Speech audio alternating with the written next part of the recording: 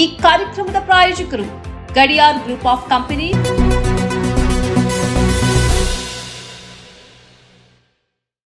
ವೀಕ್ಷಕರೇ, ಸನ್ಮಾರ್ಗ ನ್ಯೂಸ್ಗೆ ಸ್ವಾಗತ. ನಾನು ಪ್ರಿಯ ಸುದೇಶ್.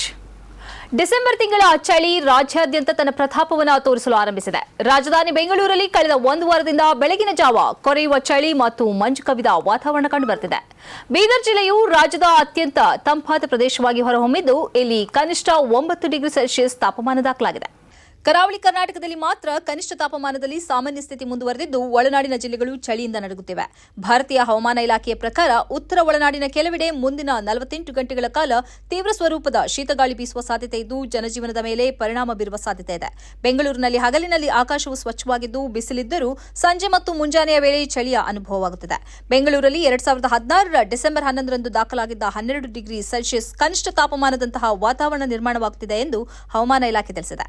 ಹವಾಮಾನ ಇಲಾಖೆಯು ಉತ್ತರ ಕರ್ನಾಟಕದ ಬೆಳಗಾವಿ, ಬಾಗಲಕೋಟೆ, ವಿಜಯಪುರ, ಕಲಬುರಗಿ, ರಾಯಚೂರು ಮತ್ತು ಯಾದಗಿರಿ ಜಿಲ್ಲೆಯಲ್ಲಿ ಮುಂದಿನ 3 ದಿನಗಳ ಕಾಲ ಶೀತಗಾಳಿಯ ಎಚ್ಚರಿಕೆಯನ್ನು ನೀಡಿದೆ. ಈ ಭಾಗದ ಜನರು ಆರೋಗ್ಯದ ಬಗ್ಗೆ ಮುನ್ನೆಚ್ಚರಿಕೆ ವಹಿಸುವುದು ಅವಶ್ಯಕವಾಗಿದೆ. ಶೀಘ್ರವೇ ದೇಶದಲ್ಲಿ ಪ್ರಧಾನಿ ಬದಲಾಗಬಹುದು. ನೂತನ ಪ್ರಧಾನಿ ಮಹಾರಾಷ್ಟ್ರದವರು ಆಗುವ ಸಾಧ್ಯತೆ ಇದೆ ಎಂದು ಕಾಂಗ್ರೆಸ್ ಹಿರಿಯ ನಾಯಕ ಪೃಥ್ವಿರಾಜ್ ಚೌಹಾಣ್ ಹೇಳಿದ್ದಾರೆ. ಅಮೆರಿಕದ ಲೈಂಗಿಕ ಹಗರಣಗಳ ಎಫಸ್ಟೈನ್ ದಾಖಲೆ ಡಿಸೆಂಬರ್ 19ರಂದು ಬಿಡುಗಡೆಯಾಗಲಿದೆ. ಈ ಹಿನ್ನೆಲೆಯಲ್ಲೇ ನನ್ನ ಮಾತು ಎಂದು ಚೌಹಾಣ್ ಮಾಹಿತಿ ನೀಡಿದ್ದಾರೆ. ಅಪರಾಧಿಯೊಬ್ಬನಿಗೆ ಸಂಬಂಧಿಸಿದ ಈ ದಾಖಲೆಯಲ್ಲಿ ವಿಶ್ವದ ಹಲವು ನಾಯಕರ ಹೆಸರಿದೆ ಎನ್ನಲಾಗಿದೆ. ಇತ್ತೀಚೆಗೆ ಚೌಹಾಣ್ ಸಾಮಾಜಿಕ ಮಾಧ್ಯಮದಲ್ಲಿ ಮಾಡಿದ್ದ ಪೋಸ್ಟ್ನಲ್ಲಿ ಮರಾಠಿಗರು ಪ್ರಧಾನಿಯಾಗುವ ಸಾಧ್ಯತೆ ಬರೆದಿದ್ರು. ಎಫ್ಸ್ಟೈನ್ ಅಮೆರಿಕದಲ್ಲಿ ಲೈಂಗಿಕ ದೌರ್ಜನ್ಯ ಆರೋಪಗಳನ್ನು ಹೊತ್ತ ಶ್ರೀಮಂತ ವ್ಯಕ್ತಿ. 2019ರಲ್ಲಿ ಜೈಲಿನಲ್ಲಿ ಸಾವನ್ನಪ್ಪಿದ್ದ ಅವರ ಸಂಬಂಧಿತ ದಾಖಲೆಗಳು ಈಗ ಬಿಡುಗಡೆಯಾಗುತ್ತಿವೆ. ಡಿಸೆಂಬರ್ 19ಕ್ಕೆ ಈ ಫೈಲ್ಸ್ ಸಾರ್ವಜನಿಕಗೊಳ್ಳಲಿವೆ. ಇದರಲ್ಲಿ ವಿಶ್ವದ ಪ್ರಮುಖ ನಾಯಕರು, ರಾಜಕಾರಣಿಗಳ ಹೆಸರುಗಳು ಬರಬಹುದು ಎಂಬ ಚರ್ಚೆ ಇದೆ. ಭಾರತದ ಕೆಲವು ದೊಡ್ಡ ರಾಜಕಾರಣಿಗಳ ಹೆಸರು ಬಂದರೆ ದೇಶದಲ್ಲಿ ದೊಡ್ಡ ರಾಜಕೀಯ ತೊಂದರೆ ಉಂಟಾಗಬಹುದು. ಆದ್ದರಿಂದ ಶೀಘ್ರದಲ್ಲೇ ಭಾರತಕ್ಕೆ ಹೊಸ ಪ್ರಧಾನಮಂತ್ರಿ ಬರಬಹುದು ಎಂದು ಹೇಳಿದ್ದಾರೆ. ಬಿಜೆಪಿ ವಲಯದಿಂದ ಈ ಹೇಳಿಕೆಗೆ ತೀವ್ರ ಟೀಕೆ ವ್ಯಕ್ತವಾಗಿದೆ. ಇದು ಕಾಂಗ್ರೆಸ್ನ ರಾಜಕೀಯ ಆಟವಷ್ಟೇ ಎಂದು ಅವರು ಆರೋಪಿಸಿದ್ದಾರೆ. ಎಫ್ಸ್ಟೈನ್ ಫೈಲ್ಸ್ನಲ್ಲಿ ಭಾರತೀಯ ನಾಯಕರ ಹೆಸರುಗಳು ಬಂದರೆ ಮಾತ್ರ ರಾಜಕೀಯ ಬಿರುಗಾಳಿ ಸಾಧ್ಯ. ತೆಲಂಗಾಣದಲ್ಲಿ ನಡೆದ ಗ್ರಾಮ ಪಂಚಾಯತ್ ಚುನಾವಣೆಯಲ್ಲಿ ಒಟ್ಟು 39 ಮುಸ್ಲಿಂ ಅಭ್ಯರ್ಥಿಗಳು ಗೆದ್ದಿರುವುದಾಗಿ ವರದಿಯಾಗಿದೆ. ಮುಸ್ಲಿಮರನ್ನ ರಾಜಕೀಯವಾಗಿ ನಿರ್ಲಕ್ಷಿಸಲಾಗ್ತಾ ಇದೆ ಎಂಬ ಆರೋಪದ ನಡುವೆಯೇ ಮುಸ್ಲಿಂ ಅಭ್ಯರ್ಥಿಗಳ ಈ ಗೆಲುವಿನ ವರದಿ ಬಂದಿದೆ. ನಿಜಾಮಾಬಾದ್ ಜಿಲ್ಲೆಯಲ್ಲಿ ವಿವಿಧ ಪಕ್ಷಗಳಿಂದ ಒಟ್ಟು 9 ಮಂದಿ ಮುಸ್ಲಿಂ ಅಭ್ಯರ್ಥಿಗಳು ಆಯ್ಕೆಯಾಗಿದ್ದಾರೆ. ಇದೇ ವೇಳೆ ಸಾಕಷ್ಟು ಸಂಖ್ಯೆಯಲ್ಲಿ ಮುಸ್ಲಿಂ ಮಹಿಳೆಯರು ಗೆದ್ದಿರುವುದು ಬದಲಾವಣೆಯ ಸೂಚನೆಯಾಗಿದೆ ಎಂದು ಹೇಳಲಾಗುತ್ತಿದೆ. ಒಟ್ಟು 39 ಮಂದಿಯಲ್ಲಿ 10 ಮಂದಿ ಮಹಿಳೆಯರು ಜಯಗಳಿಸಿದ್ದಾರೆ. ಬಿಹಾರದಲ್ಲಿ ಗುಂಪು ಥಳಿತದಿಂದ ಹತ್ಯೆಗೀಡಾದ ಬಟ್ಟೆ ವ್ಯಾಪಾರಿ ಅತರ್ ಹುಸೇನ್ಗೆ ಪರಿಹಾರ ನೀಡುವಂತೆ ಹಾಗೂ ತಪ್ಪಿತಸ್ಥರ ವಿರುದ್ಧ ಕಾನೂನು ಕ್ರಮ ಕೈಗೊಳ್ಳುವಂತೆ ಜಮಾತೆ ಇಸ್ಲಾಮಿ ಹಿಂದ್ ಆಗ್ರಹಿಸಿದೆ.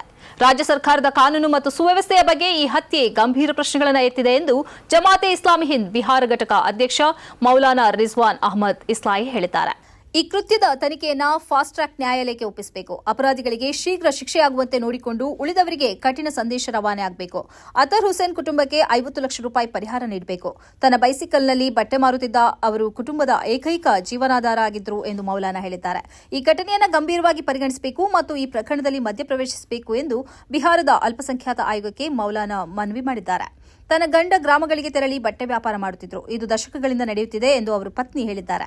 ಅವರ ಹೇಳಿಕೆಯಂತೆ ಎಫ್ಐಆರ್ ದಾಖಲಾಗಿದೆ. ಪೊಲೀಸರು ಒಟ್ಟು 8 ಮಂದಿಯನ್ನು ಬಂಧಿಸಿದ್ದಾರೆ ಎಂದು ವರದಿಯಾಗಿದೆ. ಈ ಘಟನೆ ಬಿಹಾರದಾದ್ಯಂತ ಭಾರೀ ಆಕ್ರೋಶಕ್ಕೆ ಕಾರಣವಾಗಿದೆ. 14 ವರ್ಷಕ್ಕಿಂತ ಕೆಳಗಿನ ಹೆಣ್ಣು ಮಕ್ಕಳಿಗೆ ತರಗತಿಯಲ್ಲಿ ಶಿರವಸ್ತ್ರ ಧರಿಸುವುದಕ್ಕೆ ಆಸ್ಟ್ರೇಲಿಯಾ ನಿಷೇಧ ಹೇರಿದೆ. ಒಂದು ವೇಳೆ ಈ ನಿಯಮವನ್ನು ಉಲ್ಲಂಘಿಸಿ ಯಾರಾದರೂ ತರಗತಿಗೆ ಹಾಜರಾದರೆ ಭಾರೀ ಮೊತ್ತದ ದಂಡ ನೀಡಬೇಕಾದಿತ್ತು ಎಂದು ಎಚ್ಚರಿಸಲಾಗಿದೆ.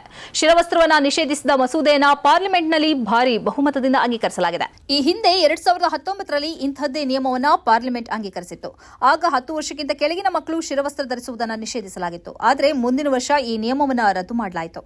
ಈ ನಿಯಮವು ಸಂವಿಧಾನದ ವಿರೋಧಿ ಮತ್ತು ಮುಸ್ಲಿಂ ವಿದ್ಯಾರ್ಥಿನಿಯರ ಮೇಲೆ ತೋರಿಸುವ ತಾರತಮ್ಯ ಎಂಬ ಆರೋಪ ಬಂದ ಹಿನ್ನೆಲೆಯಲ್ಲಿ ನಿಯಮವನ್ನು ರದ್ದುಪಡಿಸಲಾಗಿತ್ತು.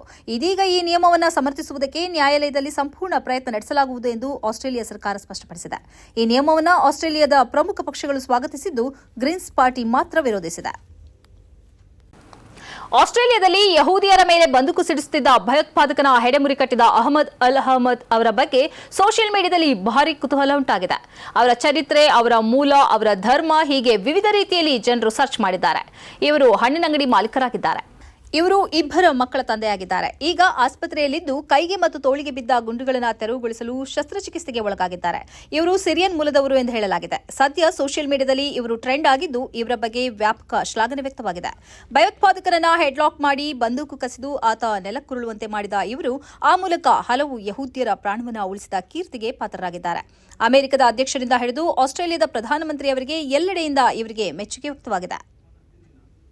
ಇದು ಈ ಹೊತ್ತಿನ ಸುದ್ದಿ ಸಂಚಯ. ನಿರಂತರವಾಗಿ ನೋಡ್ತಾ ಇರಿ ಸನ್ಮಾರ್ಗ ನ್ಯೂಸ್. ಸುದ್ದಿಗಳ ಸಂತೆಯಲ್ಲಿ ಸತ್ಯದ ಮೊಂಬತ್ತಿ. ಸ್ನೇಹಿತರೆ, ನಿಮ್ಮ ಅದ್ಭುತ ಬೆಂಬಲದಿಂದ ಸನ್ಮಾರ್ಗ ನ್ಯೂಸ್ ಚಾನೆಲ್ ಈಗ 2 ಲಕ್ಷ ಸಬ್ಸ್ಕ್ರೈಬರ್ಗಳನ್ನು ದಾಟಿದೆ. ಇದು ನಮ್ಮ ಯಶಸ್ಸಲ್ಲ, ಇದು ನಿಮ್ಮ ಯಶಸ್ಸು. ನಮ್ಮ ಮುಂದಿನ ಗುರಿ 4 ಲಕ್ಷ. ಇದು ಕಷ್ಟವಲ್ಲ. ನೀವು ಮಾಡಬೇಕಾದದ್ದು ಸಿಂಪಲ್. ನೀವು ಸನ್ಮಾರ್ಗ ನ್ಯೂಸ್ ಚಾನೆಲ್ ವಿಡಿಯೋವನ್ನ ನಿಮ್ಮ ಸ್ನೇಹಿತರಿಗೆ, ಕುಟುಂಬದವರೊಂದಿಗೆ ಹಂಚಿಕೊಳ್ಳಿ ಮತ್ತು ಅವರಲ್ಲೂ ಸಬ್ಸ್ಕ್ರೈಬ್ ಮಾಡಲು ಹೇಳಿ. ನೀವು ಶಕ್ತಿಯನ್ನು ಕೊಡಿ, ನಾವು ನಿಖರ ಸುದ್ದಿ ಕೊಡ್ತೇವೆ. ಧನ್ಯವಾದಗಳು.